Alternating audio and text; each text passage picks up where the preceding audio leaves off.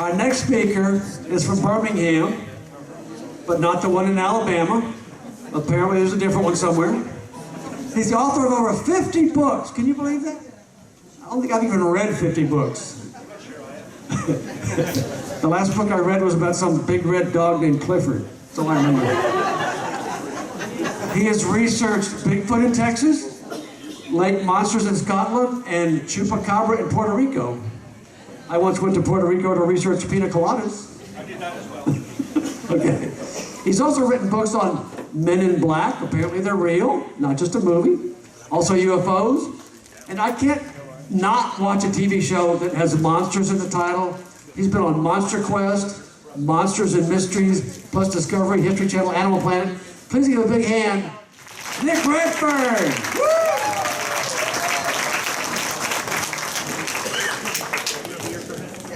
Hey everybody, having a good time? Good, good. Well, as you just heard, I'm from Birmingham, England. So I actually live in Arlington. I just don't sound like I come from Arlington. Well, at least I don't think I do. When Craig asked me, what do I want to speak about this weekend, I was like, I don't know. What else can be said about Bigfoot? Can you hear me okay? All right. Is there anything else that can be said about Bigfoot? And I thought, well, why not do something that's a little bit different? Instead of talking about Bigfoot in the United States, I thought I'd share with you a lot of intriguing stories from the UK. Not of Bigfoot type creatures, but what we would call hairy wild men, stories going back about 1,000 years. And although there certainly isn't any kind of Bigfoot in the United States, in the United Kingdom, we do actually have this tradition of these hair-covered wild men throughout the country, going back, as I said, round about 1,000 years. And they may have existed, the stories, before that, but the reports that got actually written down go back about to the 12th, 11th century. And it's like a lot of stories and legends that there's always a degree of reality at the heart of these stories. So what I'm going to do for you is sort of give you a history of the wild man stories from the UK and talk about some of the parallels as well that exist between the wild man stories in the UK and the Bigfoot accounts in the United States. And if we can get the lights down. Okay, as you see, from wild man to Bigfoot. Now, that is an old piece of artwork which demonstrates the imagery that existed back in sort of the 11th century, 12th century in England. And as you can see, you've got this sort of hairy body, but a very human-like face. And that's what most of the stories kind of tell us, that whatever these creatures were, that they were not a Bigfoot type creature, they were not apes. They were more like a hair-covered human, but as I said, with a very human-like face, long hair, and in many of the cases, a long beard as well. Now, what they might have been, there's no way we're going to be actually be able to answer that question today. It's just not possible. But what we can say is that most of these particular stories are in line with each other. In other words, if we got completely different stories from all across the country, I think we could put it down to mythology and folklore. But the fact that all across the UK back then, people were seeing things that were eerily similar to the other stories, I think that's an important point to note. Now, just to give you a bit of background on the UK itself, in terms of how these creatures could live and where they might live, we've got the bottom of England there, at Wales, top of England, and then Scotland. From the bottom of England to the top of Scotland, it's actually less than 900 miles, but the population of the UK is around about 70 million, which is roughly 20% of the US population. So if you imagine 20% of the entire US population living in a country that's less than 900 miles long and less than 300 miles wide, you see how heavily populated the UK actually is. But if you go back, as I said, to about 1,000 years ago, the situation was very, very different. What we had was all across the country, all down, up and down the country, was heavily populated forests and just woodland all over the place. Now today there's still a lot of forests in the UK all over the place, but certainly not on the level that we're talking about 700, 800, 900 years ago. And of course back then it would have given these creatures certain amount of camouflage to hide themselves, and it may also explain why they ultimately died out, because as farming grew and the population grew, the forest grew smaller and smaller. But what I thought I would also do for you, before we get to the wild men angle, is to demonstrate to you the sort of the sheer weirdness, cryptozoological weirdness in the UK that exists beyond just wild men and Bigfoot type reports. We're talking about lake monsters, large cats, wolves, all sorts of different animals that really shouldn't exist in the UK, but seemingly do. Now, just kind of prepare yourself for the next picture, because it's a little bit scary. That was actually taken about 2 days before my first trip to Loch Ness. And I don't look particularly happy in that picture, really, but I used that picture a couple of weeks ago in a lecture, and somebody said I look like Damien from The Omen. Which I can't really disagree with that, you know. But 2 days later, I'm sure I was in a better mood when I got to Loch Ness. And my parents took me on a week's vacation to Scotland, and we spent a day at Loch Ness. And my dad told me the story of the Loch Ness Monster. And it sort of really caught my attention, and I was like, wow, you know, there's monsters in Loch Ness. And I guess that was sort of the defining moment when I really got involved and interested in this subject. And when I was a bit older, I started to read books on the subject. But I never really forgot that first trip to Loch Ness, and still have a few fragmented memories of going there for the first time. Now, that's a shot of Loch Ness, which is roughly around 22 miles long, a mile wide, and about 700 feet deep. And as you can see, it's surrounded by large slopes, and the water itself is very, very dark because it rains a lot, and these particular hills are comprised of peat, black peat. So the rain just pulls all the peat down in the form of mud into the river, into the loch. And what happens is that over the centuries, the water gets darker and darker. So you get down about 15 feet in Loch Ness, and the water is almost pitch black.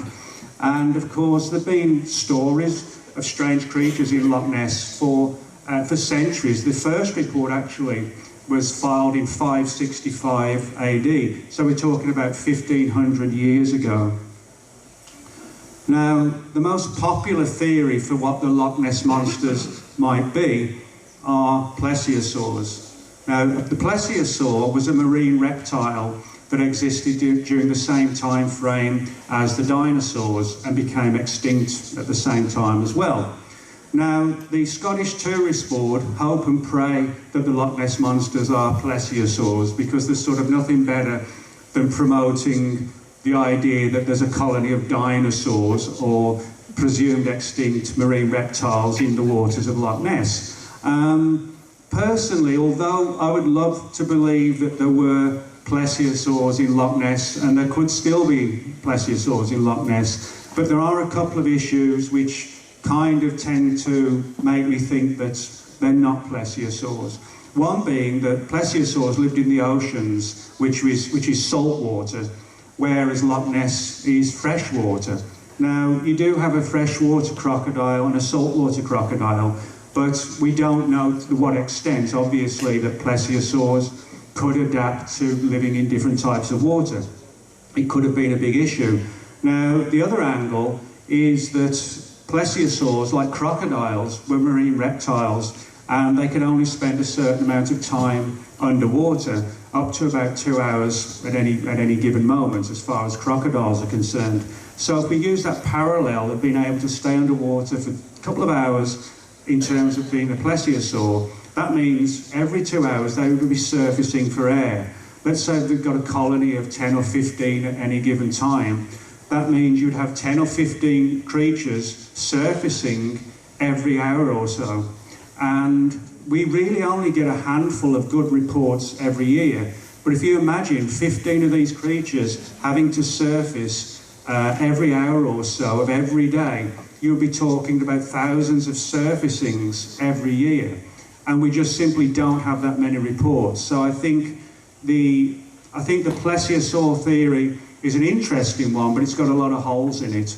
Now, what I've found is that, like with the Scottish Tourist Board, a lot of people hope and pray that they are plesiosaurs. And of course, there are other theories as well, one being giant eels. But I think the Scottish Tourist Board don't really want the name changing from the Loch Ness Monster to the Loch Ness Eel, or the Loch Ness Giant Eel. Just doesn't kind of have the same kind of resonation to it. Now, we also have reports going back 300 or 400 years of what were known as worms, but giant worms. This actually relates to one famous story, again going back centuries in the UK, of what was known as the Lambton worm. And it was described as like about a 10 to 15 foot long worm-like creature, and it terrorised the countryside and was finally slayed by a knight. And there are a lot of similarities between stories like this throughout the UK of these giant worms and being killed and so on. What's intriguing is that when you look at the story of the Loch Ness Monster, there actually are some cases where people saw these creatures on the shore of the loch. And one particular Loch Ness researcher, Roland Watson, actually wrote an entire book earlier this year on the reports of land sightings of the Loch Ness Monsters. So one of the theories is that these ancient worms may actually have been the same types of creatures that lived in Loch Ness, but which would from time to time surface out of the water and result in these particular stories coming to be. Now, a less well-known lake monster, but no less intriguing story, relates to the saga of Morag. And Morag is the sort of resident monster or monsters of Loch Morar in Scotland. And Loch Morar is actually quite isolated and difficult to get to. But a lot of the stories coming out of Loch Morar are more intriguing than the ones from Loch Ness. And that particular book by Elizabeth Montgomery is a really good book if you want to learn a bit more about other Scottish lake monsters beyond just the Loch Ness Monster. Now, excuse me, one of the strangest things is the UK's resident populations of wallabies. Now, most people, they think of wallabies, they think of Australia and New Zealand, you know, these animals bouncing around the countryside. But within the UK, we have sightings and proof that these things are living in the UK. And it's basically become a part of cryptozoology. Cryptozoology began as the study of unknown animals, but then over time, people sort of expanded on this, and it came to involve animals that might be extinct or assumed to be extinct and might not be. And also animals that are seen in places where they shouldn't exist in relation to things like this, the wallabies in the UK. And the reason why we have so many of these wallaby reports in the UK is because back in 1936, when there was a large zoo in central England, one night there was a thunderstorm and a huge gale, and one of the enclosures broke down, the fence just collapsed, and it happened to be the wallaby enclosure. And round about 40 wallabies escaped from this particular zoo into the English countryside. And of course, trying to round up 30 or 40 bouncing wallabies is just not possible. So they just allow them to stay where they decided to go.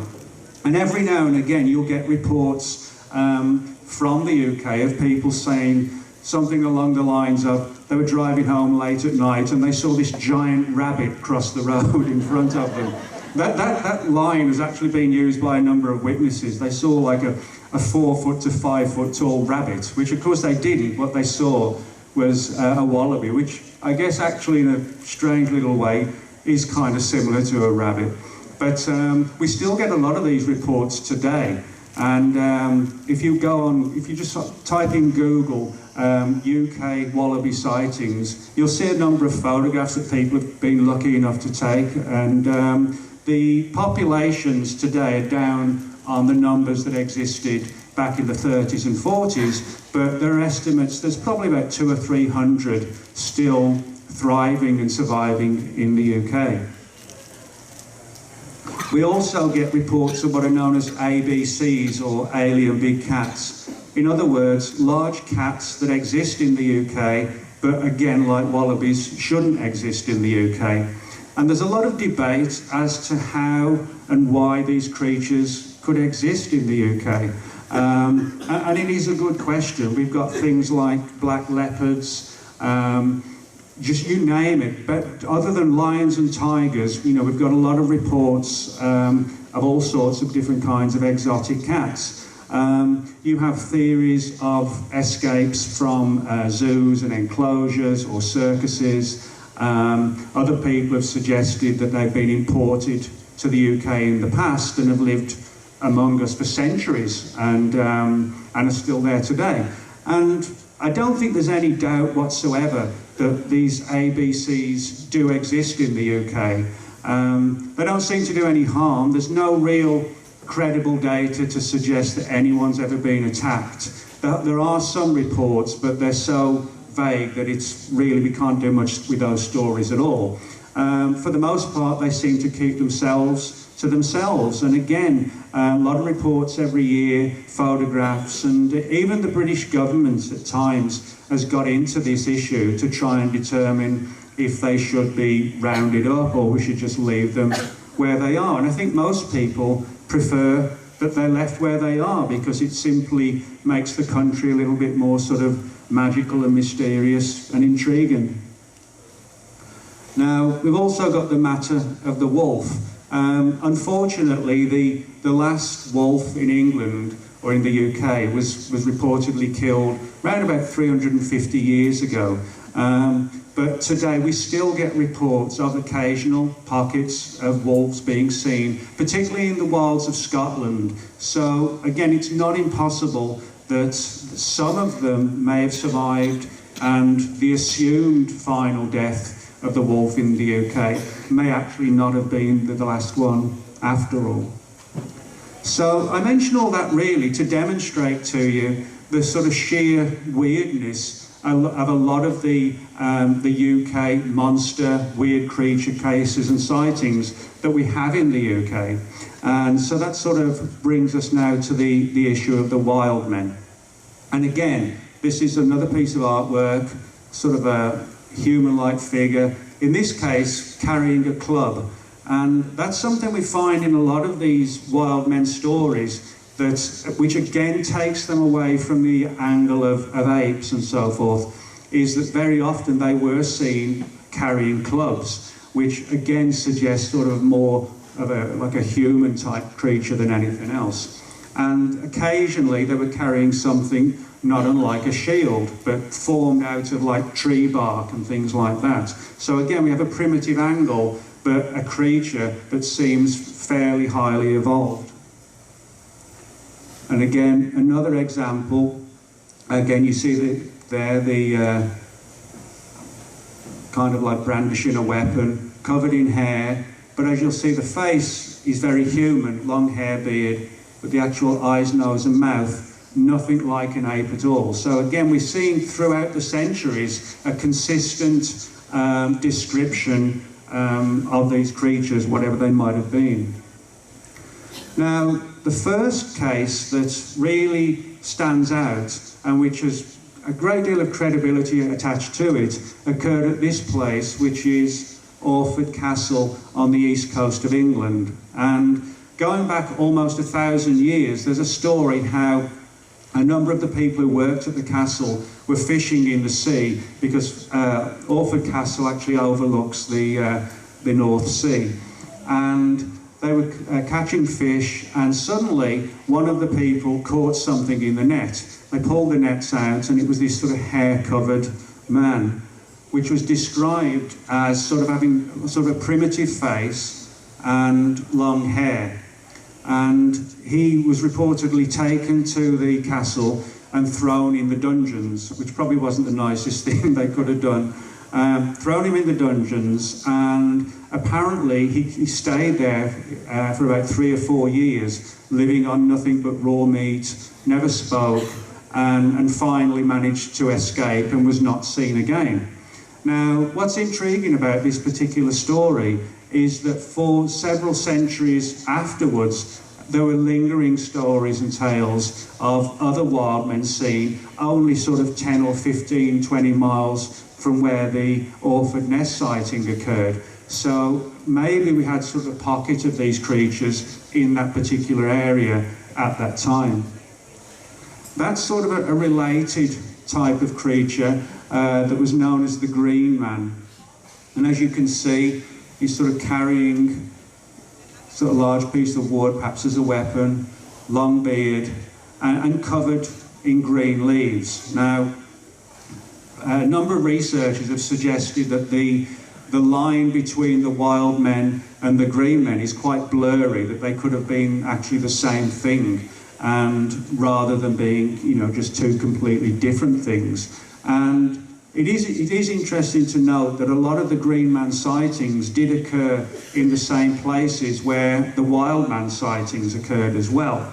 So I think we could be looking at people seeing something like this at a glimpse in the woods, and possibly even one of the more thought-provoking theories is that these creatures actually covered themselves in green leaves, and as a means to sort of camouflage themselves when they were in the woods.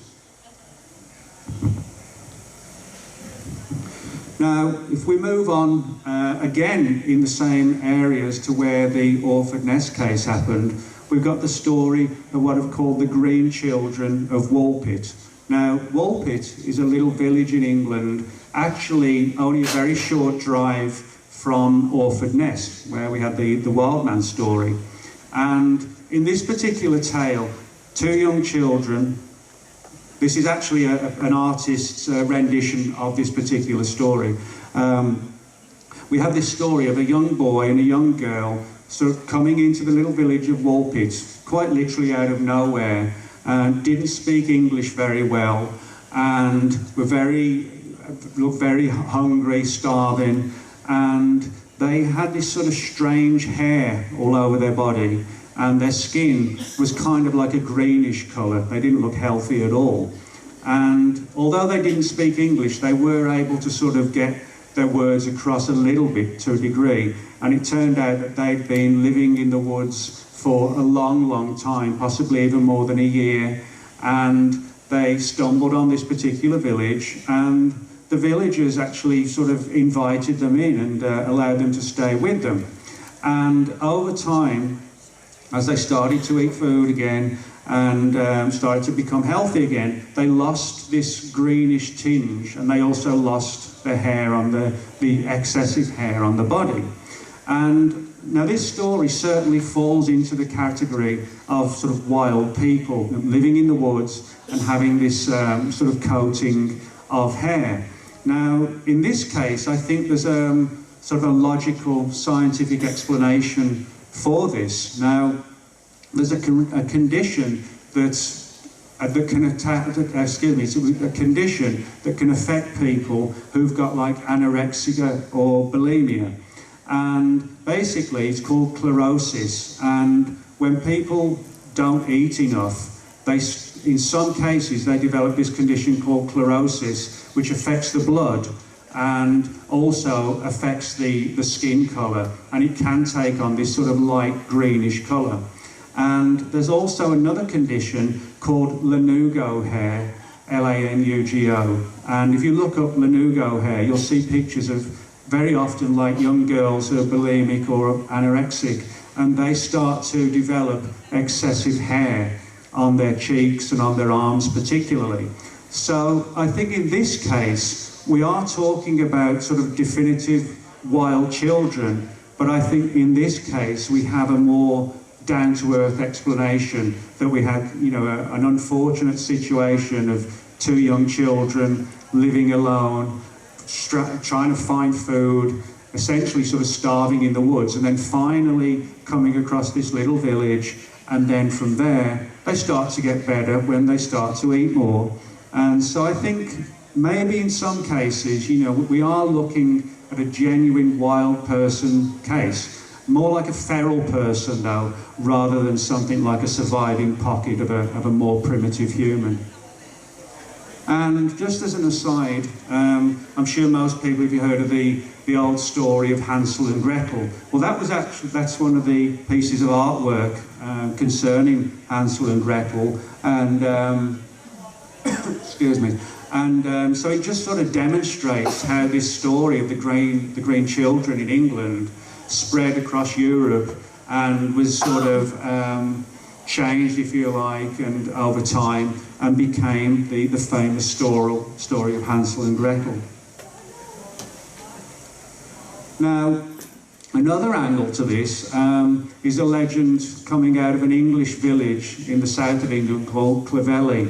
And the village of Clovelly has a weird story attached to it going back to the 1500s, namely the idea or the scenario of like a family of cannibals living in an area of large caves and underground caverns in the area, and they supposedly killed and ate more than 2,000 people.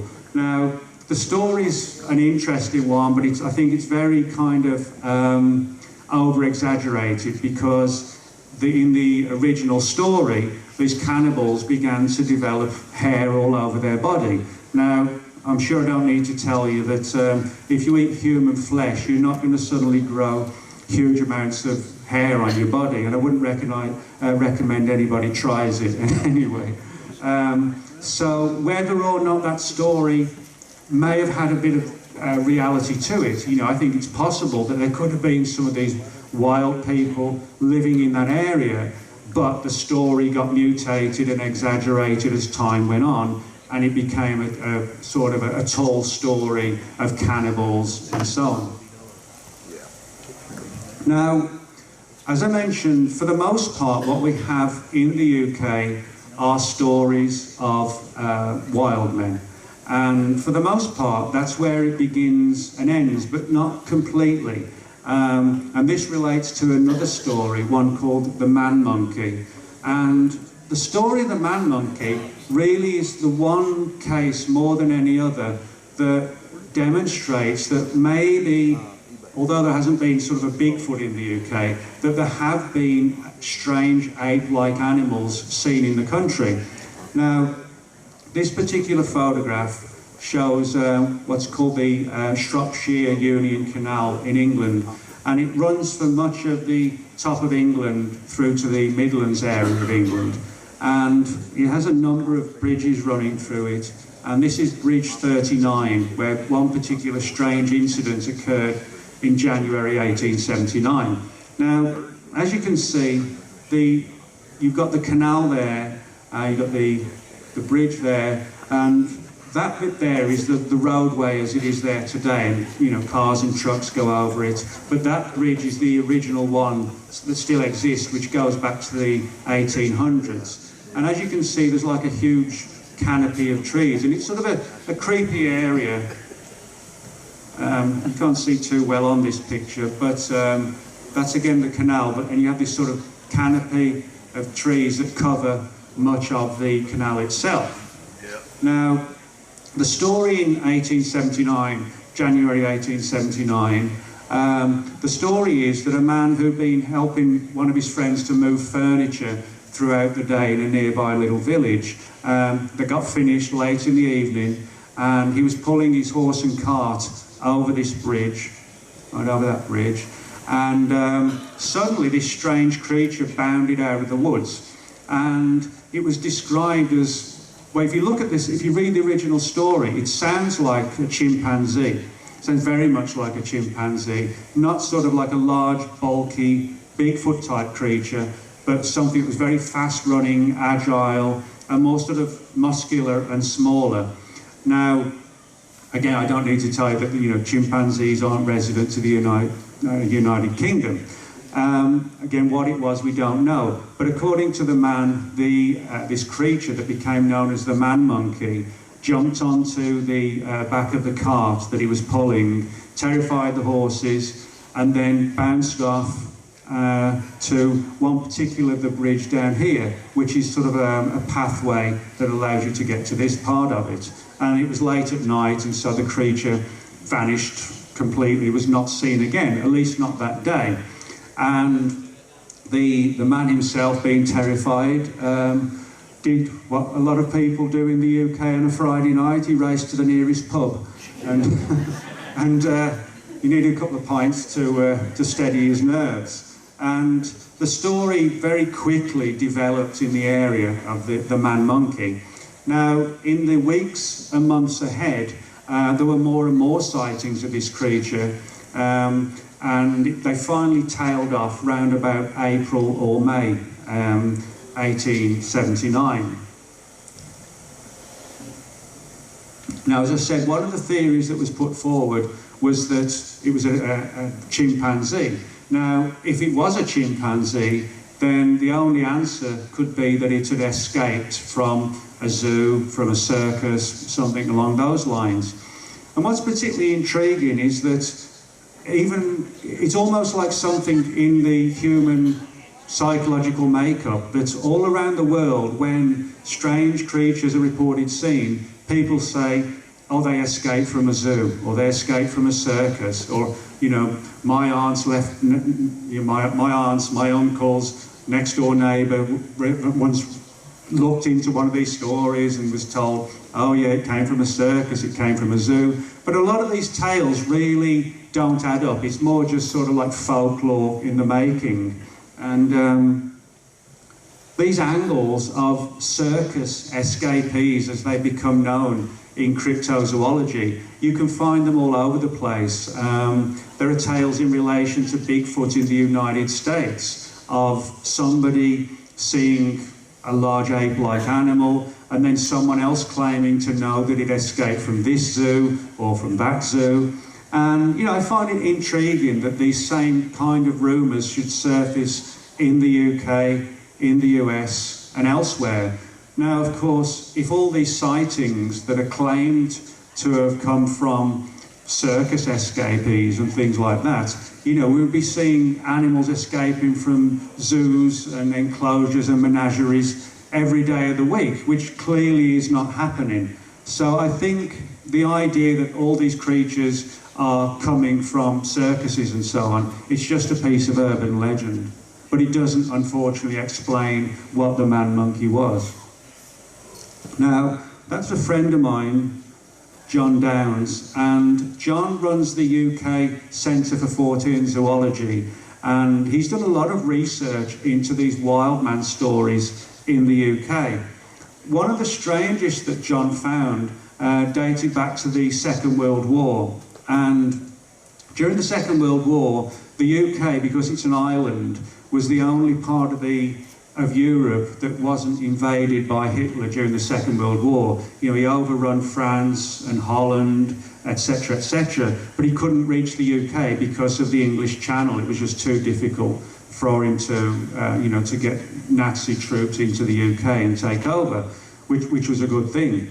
But the Germans had sort of nightly raid missions all over the country, bombing London and Birmingham and various other countries. And John found on one occasion that one of the German planes was shot out of the sky in the county of Devon, which is where John lives. And this was in 1944. And so a team of British personnel were looking for the pilot, who apparently parachuted out of his aircraft. instead of finding a pilot, they found this hair-covered man running through the woods. Very much like these stories, but going back more than like 1,000 years. But this was the height of the Second World War. And John dug more and more into this story and found that this injured, hair-covered wild man was taken to a place called Starcross Hospital in England. And it turns out that John, who worked at one point as a psychiatric nurse, was able to get access to some of the reports of what was going on at Starcross Hospital. And he actually found some old records from the 40s which vindicated this story of this hair-covered wild man having been found and taken to the hospital, and from there nobody really knew what happened to him. But what John did find was that the family of the person who was taken to the hospital, this hair-covered man, lived in a family, or was part of a family, where they suffer from a condition called hypertrichosis. And that's a real person with hypertrichosis. And it's a condition which causes the sort of the metabolism in the body to change, and a person grows more and more hair, particularly on their arms, chest and face, as you can see. And unfortunately, in times long gone, the only way people like that could sort of earn a living was in so-called circus freaks and that kind of thing. And today, people can, to a degree, the condition can be controlled. But in saying that, if they really want to be completely hair-free, they have to just shave it off every day, otherwise it will just continue to grow back. So again, we've got sort of a genuine tale of a hair-covered wild man in the UK, but which turns out to have a medical condition at its heart. And just to show you, it's not a new condition. Again, this is an old piece of artwork of someone, again, with hypertrichosis. Now, moving on to the wilds of Scotland, that's a Scottish range of mountains called the Cairngorms. And one of those mountains is called Ben Macdui, and it has a legend attached to it of what's known as the Big Grey Man. And again, this is one that sort of falls more into a type of a Bigfoot kind of category. The Big Grey Man is described as sort of having grey fur, grey hair, and very tall. In some respects, it's sort of, I guess it mirrors the Yeti in the Himalayas, in the sense that it's seen on sort of wild snow-covered mountains. There haven't been that many reports, but certainly there's enough to suggest we should look into this story further. And a friend of mine, Andy Roberts, who does a lot of mountain climbing anyway, he's been there on a number of occasions and wrote a really good paper about the Big Grey Man, which you can find online.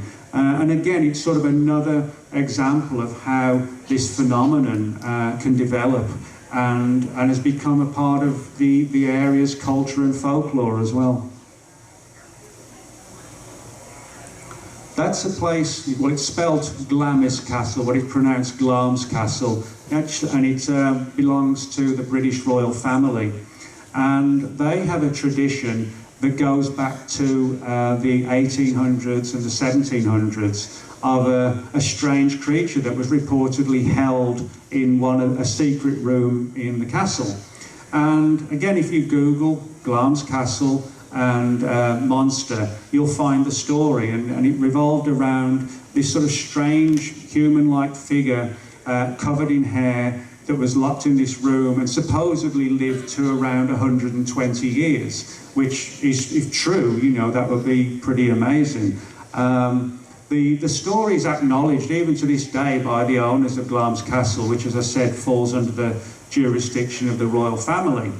And they don't deny the story, but so far no proof has ever been found of the existence of the creature. No graves in the area were found. So again, whether it was folklore, whether there was some truth to it, we don't know. But it is intriguing again that in Scotland, not too far from the Cairngorms, we have this old castle and a tale of a hair-covered humanoid. Now, one of the weirdest aspects of this story is that every now and again sightings will be made of a creature in the UK that sounds very much like a baboon. And again, there should be no wild baboons running around the UK. The only possibility would be that medical labs that use primates in investigations and research, that kind of thing, if one or two or more of those escaped, that might explain that particular situation.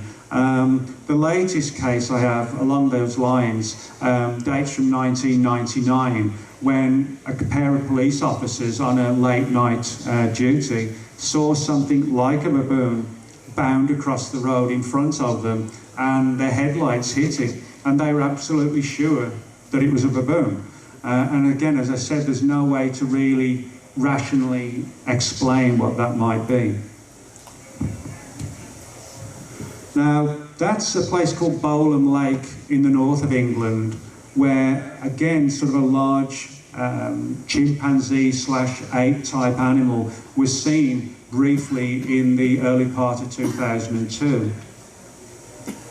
And that's an area called the Cannock Chase in central England, only about a 15-minute drive from where I grew up. And the Cannock Chase also has a tradition of these sort of hairy-covered wild men figures. So, in other words, it's something that really kind of spans the entirety of the UK, from the bottom of England right to the top of Scotland. But it is intriguing to note that the places where these creatures have reportedly been seen are the sort of locations where you would expect to see them. Large forests, mountains, places that most people really don't go to, or that may be even inaccessible, particularly like the Cairngorms, where you have to be really careful in terms of sort of negotiating the slopes and so on.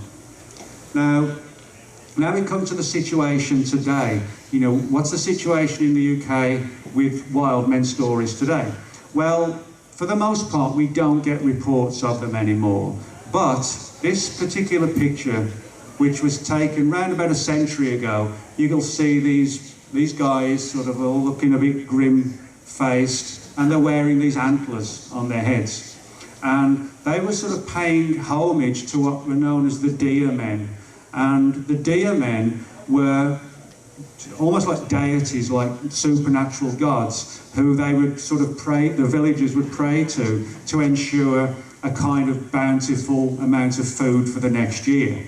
And to give you an example of how this belief system still goes on, in a little village in England called Abbots Bromley, which again is not too far from where I grew up, you have every year what they call the horn dance in this little village of Abbots Bromley.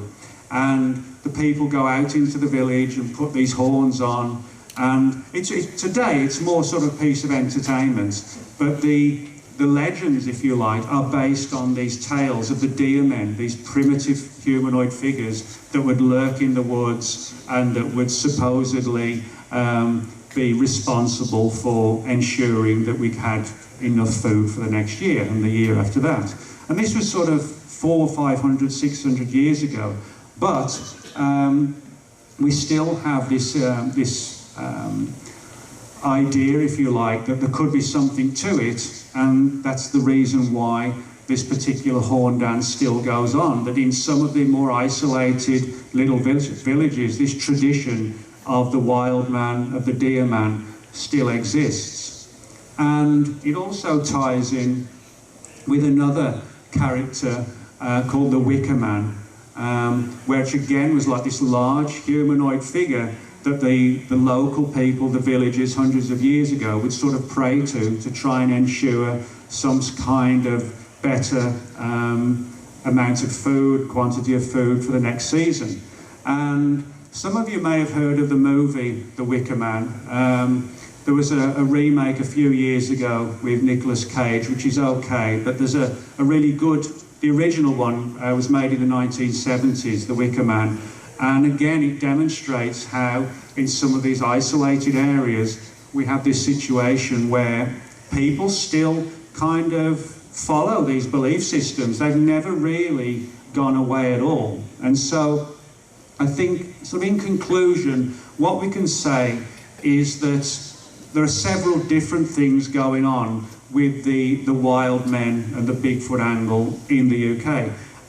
As far as those earlier days, sort of 1100s, the 1200s, that kind of period, Orford Ness, I think we potentially could actually be looking at sort of surviving pockets of primitive humans. Now that sounds really controversial, and it is controversial, but the idea back then when much of the UK was just completely covered in forest land, who knows what could have existed and how long they could have existed for. Nature does have a way sometimes of clinging on and surviving. I mean, although it's sort of an often used example, the coelacanth, which is a large fish that was assumed to have become extinct millions of years ago.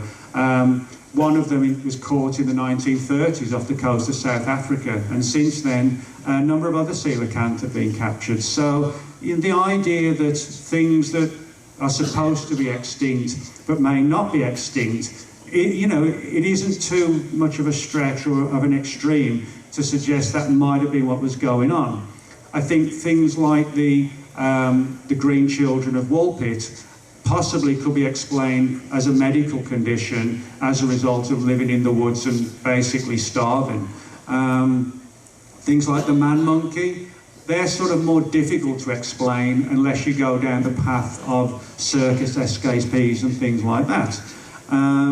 But I guess for me, what I find most intriguing of all is that in the heart of the 21st century, you get outside the big cities and the towns in England, and you get into the little villages which haven't changed for centuries. They still cling on to many of these old tales and legends of the wild men and the wicker man and the green man. And it's sometimes if you go to see some of these rituals, it really is difficult to determine if they are just seeing it as a piece of entertainment today, or that there is still this mindset instilled in them that we really need to keep sort of praying and paying homage to the deer men and to the wicker man as a means to ensure that everything goes okay in the following year. So in other words, the phenomenon really has impacted on people to a greater degree than most people have ever really considered until you start really digging into the story. So in conclusion, if people ask me, do I think there's a Bigfoot in the UK? No, I don't. But I do think there is something to these sort of wild man tales that could actually one day surprise us if we really get to the heart of them and learn that perhaps there really were early primitive humans still living in the UK up to about 1,000 years ago. So that's sort of basically the lecture. If anybody's got any questions later, I'll be at my table all day, and thanks a lot. Thank you. Redfern, the wild man of Birmingham. Look here.